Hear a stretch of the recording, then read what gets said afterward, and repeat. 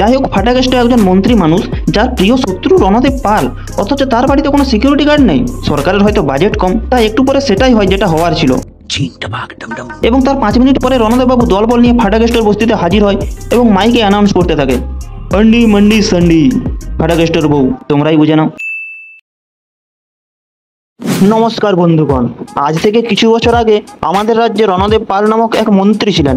ভোটে তিনি অপোজিশন পার্টির কাছে কখনোই হারতেন না, কারণ তার পোষা গুন্ডা ফাটাকেষ্ট ভোটের আগে অ্যানাউন্স করে দিত, রণদেব পালের পছন্দ নয় এমন কোনো খবর দেখানো যাবে না।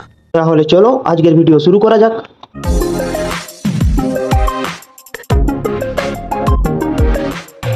এই হলো আমাদের হিরো ফাটাকেষ্ট, গুন্ডা ফাটাকেষ্ট। ও সরি। তো ফাটাকেষ্টর বাড়িতে কোনোদিন কেউ খবরের কাগজ দিতে আসে না। বলো তো কেন? কারণ ফাটাকেষ্ট খবর দেখে না, খবর শোনে না, খবর তৈরি করে। क्या बात है सर। তো ফাটাকেষ্টও আমাদের মতো রণদেব পালের অন্ধভক্ত ছিল। কিন্তু এরপর এমন একটা দিন আসে যখন রণদেব বাবুকে টাকা দিয়ে এক প্রমোটার ফাটাকেষ্টদের বস্তি কিনে নিতে আসে, ঠিক এইভাবে।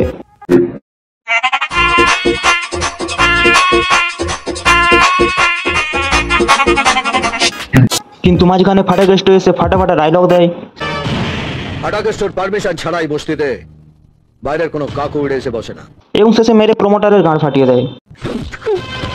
তো এর উপর একদিন রণদেব বাবু ফাটাকেষ্টকে ঘুষ দিয়ে বস্তি দখল করতে চায়, কিন্তু ফাটাকেষ্ট নিজের ভুল বুঝতে পেরে তার বিরোধিতা করে এবং তার সাথে যোগ দেয় রাজ্যের একমাত্র সাংবাদিক চৈতালি রায়, খবর কলকাতা। ফাটাকেষ্ট যখন তাকে জিজ্ঞেস করে, তুমি কেন আমার টিমে যোগ দিতে চাও, তখন চৈতালি বলে, একদিন সে আর তার বাবা বর্ষার রাতে গায়ে হাওয়া লাগাতে বেরিয়েছিল, আর সেই সময় মন্ত্রী রণদেব পাল তার নতুন চাকুর ধার চেক করার জন্য সেটা চৈতালির বাবার ভুঁড়িতে প্রয়োগ করে। যাই হোক, দীপাবলির রাতে বস্তিবাসী যখন নাচ করছিল, তখন বস্তি না পাওয়ার জন্য বদলা নিতে রণদেব বাবুর চেলা চামুন্ডারা ফাটাকেষ্টর বস্তিতে আগুন লাগিয়ে চারিদিক ধোঁয়া করে দেয়।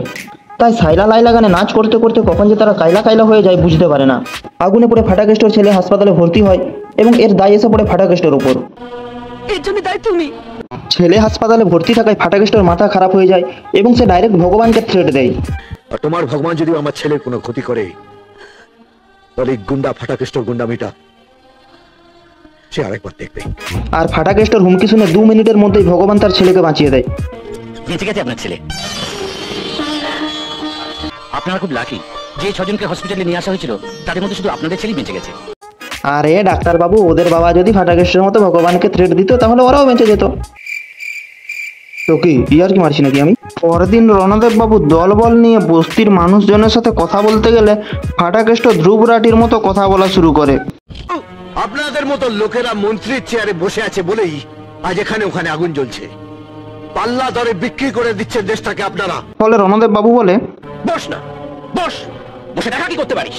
আরে এটাই তো হচ্ছে কথা, সমস্যার কথা তো সবাই বলবে, কিন্তু সমস্যার সমাধানের কথা বলতে গেলে ওটা আমার কাজ নয়, আপনার কাজ। যাই হোক, ফাটাকেষ্ট মন্ত্রী রণদেব পালের কাছে স্বরাষ্ট্রমন্ত্রী পদটা 7 দিনের জন্য লিজ নিতে চায়। তাই ফাটাকেষ্টকে মন্ত্রিত্ব দেওয়া হবে কিনা তা নিয়ে পরদিন থেকে রাজ্যে ভোট গ্রহণ শুরু হয়ে যায়। বুঝতে না হলেই ভালো কামাই বাড়বে। হ্যাঁ ঠিক আছে, চলতি কালাম গাড়ি 17 বছর ধরে তো কিছুই হয়নি। 7 দিন দায়িত্বটা অন্য একজনের হাতে হয়ে আছে। 7 দিনে তো তার চেয়ে বেশি কিছু হবে না। যাই হোক, রণদেব পালের অত্যাচারে অতিষ্ঠ হয়ে রাজ্যবাসী সরকার পাল্টানোর সিদ্ধান্ত নেয় এবং রাজ্যের একমাত্র সাংবাদিক চৈতালি রায় হোয়াটসঅ্যাপ গ্রুপ এবং ফেসবুকে ফাটাকেষ্টর হয়ে প্রচার শুরু করে দেয়। ফলে ফাটাকেষ্ট ভোটে জয়ী হয়। কিন্তু সেই সময় রণদেব পাল পুরানো কেসে ফাটাকেষ্টকে অ্যারেস্ট করার জন্য পুলিশ পাঠায়। ফাটাকেষ্টকে পুলিশ অ্যারেস্ট করলে তার ছেলে এসে বাধা দেয় এবং সরকারি কাজে বাধা দেওয়ার অপরাধে পুলিশ তাকে বলে ভাগ বোকাচোদা এবং ফাটাকেষ্টকে তুলে নিয়ে চলে যায়। জেলের ভিতর ফাটাকেষ্টকে দুঘা দিতে না দিতেই চৈতালি রায় তার জামিন করিয়ে দেয়। যাই হোক, এরপর ফাটাকেষ্ট স্বরাষ্ট্রমন্ত্রী হয়ে যায়। যেহেতু সে এখন মন্ত্রী, তাই অনেক কিছু ফ্যাসিলিটি পাবে। তাই সেই খুশিতে ফাটাকেষ্ট নাচতে শুরু করে। চলো তাহলে এবার দেখা যাক 7 দিনের 7 কাহন। তো নাচানাচি শেষ করে ফাটাকেষ্টকে প্রথম দিনে একটা বিরাট বড় ঝামেলা মেটানোর জন্য ফোন করে চৈতালি রায়। এই কলেজে ইউনিয়নের ঝামেলা আর কি দিদি, এগুলো কি পুলিশ দিয়ে সামলানো যায় না, সোজা মন্ত্রীকেই ডাকতে হবে। যাই হোক, সমস্যার সমাধানে এন্ট্রি হয় ফাটাকেষ্টর। যাই হোক, ফাটাকেষ্ট বদমাশগুলোকে কেলানি দেয় এবং শেষে বলে, তো মারবো এখানে, লাশ পড়বে শ্মশানে। দমে ভয় পাই গেছি দাদা, পালা পালা পালা। এরপর দ্বিতীয় দিনে ফাটাকেষ্ট রেশন দোকানে রেড মারতে যায়। সেখানে গিয়ে সে জানতে পারে ডিলার নাকি জনগণকে রেশনের মাল দিচ্ছে না। তাই সে রেড মারার সাথে সাথে রেশন ডিলারকেও মেরে চলে আসে। কিন্তু মজার ব্যাপার হলো ফাটাকেষ্ট রেড মারলো একটা দোকানে, আর সাংবাদিক চৈতালি রায় খবরে কি দেখাচ্ছে? প্রায় 50টা রাশন দোকানে রেড করে উনি সাধারণ মানুষের হাতে রাশন তুলে দিয়েছেন। স্বরাষ্ট্রমন্ত্রীর দায়িত্ব নেওয়ার পর আজ প্রথম দিনই ঝড় তুলে দিয়েছেন ফাটাকেষ্ট। আর ঝড় তুলিও না ফাটাকেষ্ট, এটা পশ্চিমবঙ্গ। এখানে ঝড় উঠলেই চাল চোর ত্রিপল চোরদের উৎপাত বাড়ে। এরপর তৃতীয় দিনে ফাটাকেষ্ট ছেলেদের জন্য নারায়ণ ভান্ডার প্রকল্প চালু করে। এরপর ফাটাকেষ্ট কিছু মেয়েদের ব্যবসায় লাথি মারে। তারপর গরিব মাতালদের সুখ সহ্য করতে না পেরে দেশি মদের দোকানে রেড মারতে চলে যায়। আরে হিম্মত থাকে তো বড় বড় বারগুলোয় যাও না, সেখানে তো হাই কোয়ালিটি মাতাল থাকে। বড় লোকরা মদ খেলে রাসলীলা, আর গরিবরা খেলে ক্যারেক্টার ঢিলা। এরপর চতুর্থ দিনে ফাটাকেষ্ট কিছু ঘুষখোর সরকারি কর্মচারীকে কেলায়। পঞ্চম দিনে ফাটাকেষ্ট কয়েকজন গুন্ডাকে এনকাউন্টার করে। এভাবেই ফাটাকেষ্ট মানুষের মন জয় করে নিচ্ছিল। ফাটাকেষ্ট যে রাজ্যে এত উন্নয়ন করছে সেটা রণদেববাবু সহ্য করতে না পেরে ষষ্ঠ দিনে একটা ঘাটাল মাস্টার প্ল্যান করে এবং পরদিন ঝামেলা করার জন্য তার পোষা গুন্ডা সুমিতদাকে বস্তিতে ঝামেলা করতে পাঠায়। কিন্তু বস্তির বডিগার্ড ফাটাকেষ্ট সামনে চলে আসে এবং সুমিতদাকে তার অফিসিয়াল ডায়লগ শুনিয়ে দেয়।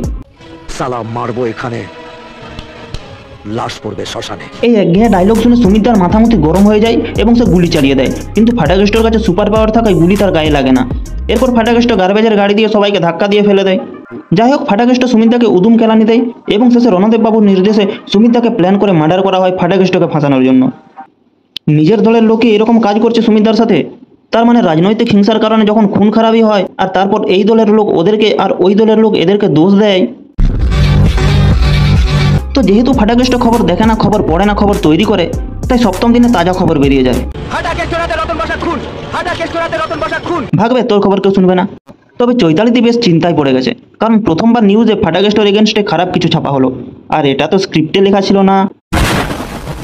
শাস্তি হিসেবে ফাটাকেষ্টকে মুখ্যমন্ত্রী এক চড় দিয়ে তার বাপের নাম ভুলিয়ে দেয়। আর এদিকে রণদেববাবু টিভিতে লেকচার দিতে চলে আসে।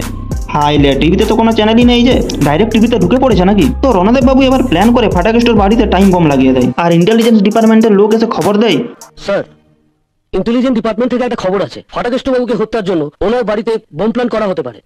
আরে ভাই, হতে পারে নয়, হয়ে গেছে। এরা তো দেখছি পিছিয়ে থাকে, পিছিয়ে রাখে। যাই হোক, ফাটাকেষ্ট একজন মন্ত্রী মানুষ, যার প্রিয় শত্রু রণদেব পাল, অথচ তার বাড়িতে কোনো সিকিউরিটি গার্ড নেই। সরকারের হয়তো বাজেট কম, তাই একটু পরে সেটাই হয় যেটা হওয়ার ছিল। এবং রণদেব বাবুর মাস্টার প্ল্যান সফল হয়। এদিকে বিরোধী নেতা অতীন ঘোষ রণদেব বাবুর সাথে জোট বাঁধতে চলে আসে এবং তারা একজন স্নাইপার ম্যানকে দিয়ে সিএমকে মার্ডার করার প্ল্যান বানায়। কিন্তু স্নাইপার ম্যানের কাছে শুধুমাত্র 2x স্কোপ থাকায় গুলিটা বুকে না লেগে সিএমের কাঁধে লাগে এবং ফাটাকেষ্ট সিএমকে বাঁচানোর জন্য তাকে ওখান থেকে নিয়ে পালিয়ে যায়। কিন্তু রণদেব বাবু টিভিতে এসে ধ্রুপকাঠির মতো ওয়ান সাইডেড গল্প শুনিয়ে ফাটাকেষ্টকে ফাঁসিয়ে দিয়ে মেয়েদের মতো কাঁদতে থাকে।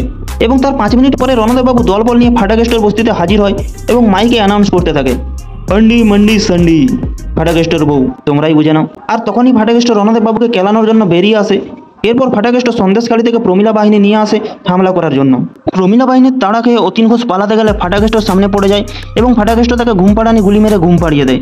কিন্তু আশ্চর্যের ব্যাপারটা হচ্ছে, ফাটাকেষ্ট গুলি মারলো অতীন ঘোষকে, কিন্তু মারা গেল তার বাকি সঙ্গীগুলাও। ও মিঠুনদা ফর এ রিজন। এদিকে বস্তির মানুষের মনে জ্বলতে থাকা আগুন নেভানোর জন্য ফায়ার ব্রিগেড চলে আসে, কিন্তু কোন এক পাগলা চোদা এসে ফায়ার ব্রিগেডের গাড়িকেই উড়িয়ে দেয়। এরপর ফাটাকেষ্ট রণদেব বাবু ও তার চামচা পুলিশ দুইটাকেই কুকুরের মতো টানতে টানতে নিয়ে আসে এবং শেষে বস্তিবাসী বালতি ঝেঁটা দিয়ে মেরে মেরে এদেরকে নির্মমভাবে হত্যা করে। এভাবেই ফাটাকেষ্টর বস্তিতে জনগণের গর্জনের দ্বারা শয়তানদের বিসর্জন হয়। সেদিকে হাসপাতালে সিএমের শরীর থেকে গুলি বেরিয়ে যায় এবং চাঙ্গা হয়ে এসে চৈতালি রায়ের চ্যানেলে একটা এক্সক্লুসিভ ইন্টারভিউ দেয়। ফাটাকেষ্ট নির্দোষ, আমাকে গুলি করেছিল রণদেব পালের লোক। এরপর ভোটে ফাটাকেষ্ট জয়ী হয় এবং চৈতালি রায় তাকে জিজ্ঞেস করে সে আগামী 5 বছর মানুষের জন্য কি করবে। তখন ফাটাকেষ্ট তাকে বুড়ো আঙুল দেখিয়ে দেয় এবং এখানেই সিনেমার সমাপ্তি হয়। তো ওকে গাইজ, আজকের ভিডিওটি এখানেই শেষ করছি। আশা করছি তোমাদের ভিডিওটি ভালো লেগেছে। যদি ভিডিওটি ভালো লেগে থাকে তাহলে অবশ্যই ভিডিওটিকে লাইক করো, শেয়ার করো তোমার বন্ধুদের সাথে। আর যদি তোমরা আমাকে ইনস্টাগ্রামে ফলো করতে চাও অবশ্যই ফলো করতে পারো, ডেসক্রিপশন বক্সে লিঙ্ক দেওয়া আছে। আবার দেখা হবে পরের বার এমনই কোনো এক ভিডিওর সাথে। টাটা।